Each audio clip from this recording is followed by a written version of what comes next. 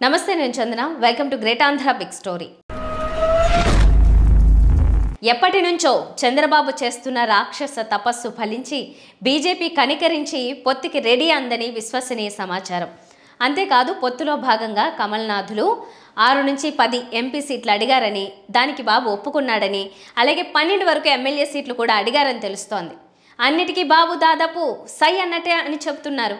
రేపే మీటింగ్ కూడానట. అయితే ఇది నిజమా లేక ఉత్తితి పుకారా అనేది ఇంకా తెలియాలి.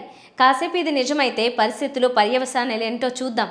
ఈ రోజుల్లో రాజకీయం చేయాలంటే సిద్ధాంతాలు, విలువలు పనికిరావయ్యా, అవసరాలను బట్టి ముందుకు పోవాలి. ఇది యాత్ర 2 ట్రైలర్లో చంద్రబాబు పాత్ర చెప్పే డైలాగ్. పై వార్త నిజమైతే ఆ డైలాగ్కు అనుగుణంగా ఇప్పటికీ అదే పద్ధతిలో ముందుకు పోతున్న వ్యక్తి చంద్రబాబు అనుకోవాలి. అప్పుడు చంద్రబాబు లెక్క అస్సలు అర్థం కాదు. పోయిన 2019 సార్వత్రిక ఎన్నికల్లో ఆంధ్రప్రదేశ్లో జనసేనకు వచ్చిన ఓట్ల శాతం సుమారు 7%. అదే బీజేపీకి అయితే 0.5%. మరి 0.5% ఓటర్లున్న బీజేపీకే 1 నుంచి 10 ఎంపీ సీట్లు ఇచ్చేటట్లయితే మరి 7% ఓటర్లున్న జనసేనకు ఎన్నివ్వాలి? బాబుగారి డిస్పరేషన్ ఏ లెక్కలకు అందదు. కమలదళం కనికరించడమే ఎక్కువ, సాష్టాంగ పట్టమే అన్నట్టుంటుంది సన్నివేశం. అయితే కటాక్షించిన బీజేపీ ఇస్తోంది వరమా, శాపమా, ప్రసాదమా, విషమా? కనీసం ఈ లెక్కలన్నా వేసుకోకపోతే అంతకు మించిన మూర్ఖత్వం మరొకటి ఉండదు. ఎందుకంటే అడిగిన ఎంపీ సీట్లు ఇవి అని ఓ వార్త. విశాఖ, రాజమండ్రి, కాకినాడ, నరసాపురం, ఏలూరు, ఒంగోలు, హిందూపురం, అనంతపురం, తిరుపతి, రాజంపేట, ఇవన్నీ ఉన్నంతలో తెదేపా బలంగా ఉన్న స్థానాలు. వీటిని అడుగుతున్నారంటే అదేం పొత్తు? అసలు పొత్తంటే ఏంటి? యువతలి పార్టీ ఎక్కడ బలహీనంగా ఉందో అక్కడ బలాన్ని అందించే విధంగా అవతల పార్టీ ఉండాలి. అంతేకాని తన బలాన్ని లాగేసుకునే పార్టీతో పొత్తేంటి? ఈ కనీసమైన కామన్ సెన్స్ కూడా లేకపోవటం శోచనీయమే కాదు, శోకనీయం కూడా. అటు చేసి ఇటు చేసి ఇదేదో తెదేపాకి వెన్నుపోటు పడవడానికి బీజేపీ వేస్తున్న ఎత్తుగడలా ఉంది. రేపు ఈ స్థానాల్లో తాము ఓడితే గెలిచేది వైకాపాయే కాబట్టి ఎప్పటిలాగానే తమకు పార్లమెంట్లో మద్దతిచ్చే సామంత ప్రభుత్వం గెలిచినట్టు. అలా కాకుండా తెదేపా ఓటర్లు నమ్మి గెలిపిస్తే అవి స్వచ్ఛంగా బీజేపీ స్థానాలే కనుక అనవసరం అనిపిస్తే పొత్తు లేదు, గిత్తు లేదు అని తెదేపాకి జల్లకాయ కొట్టేసి మొహం చాటేయొచ్చు.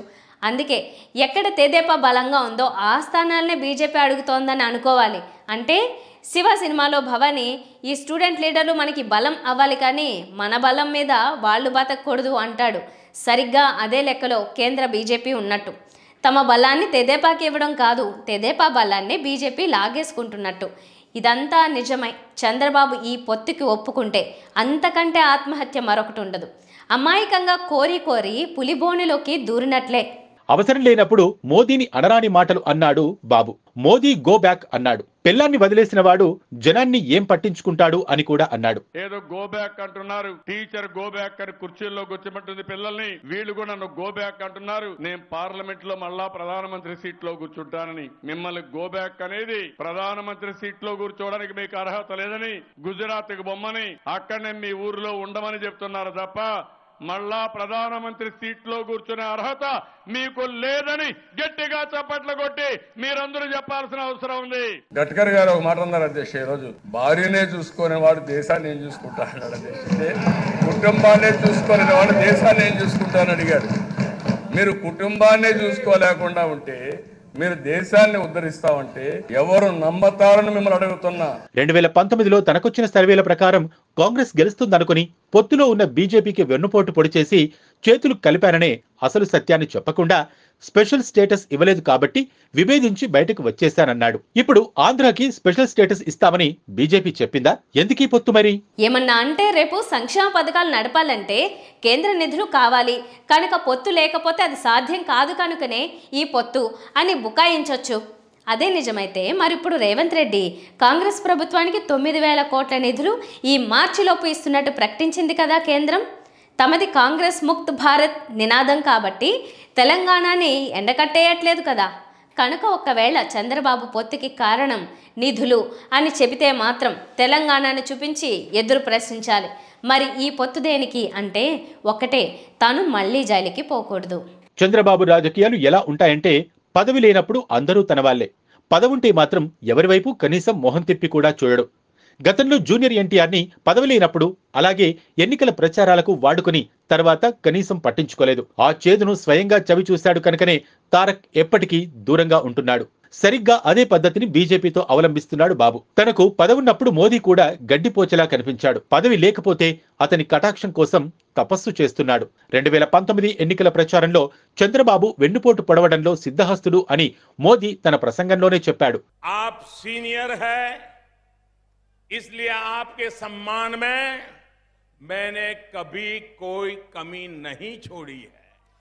आप सीनियर है दल बदलने में, आप सीनियर है नए नए दलों से गठबंधन करने में, आप सीनियर है अपने खुद के ससुर की पीठ में छुरा भोंकने में, अरे आप सीनियर है एक चुनाव के बाद दूसरे चुनाव में हारने में, एक चुनाव के बाद दूसरे चुनाव में हारने में, और मैं तो उसमें सीनियर हूं नहीं।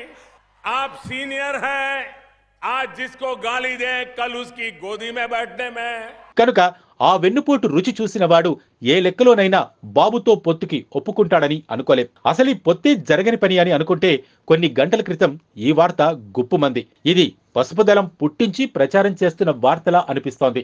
ఎందుకంటే వాళ్ళు అందులో సిద్ధహస్తులు కనుక ఈ పొత్తు వార్త నిజమా కాదా అనేది ఎలాగో కాసేపట్లో తెలుస్తుంది. నిజమయ్యుంటే ఈ పాటికి నేషనల్ మీడియాలో ఏదో ఒక మూల వచ్చుండేది. రాలేదు కాబట్టి ప్రస్తుతానికి ఇది పుకారే అనుకోవాలి. ఒకవేళ పొత్తు నిజమైతే మాత్రం అందులో బీజేపీ ఆంతర్యం ఇక్కడ చెప్పిందే అవుతుంది. ఖచ్చితంగా బాబుకు వెన్నుపోటు పొడవడానికి తప్ప వెన్నుముకలో శక్తి నింపడానికి మాత్రం అవ్వదు. ఇది వాళ్ళ బిగ్ స్టోరీ. మరిన్ని టాపిక్స్తో మళ్ళీ కలుద్దాం. నమస్తే.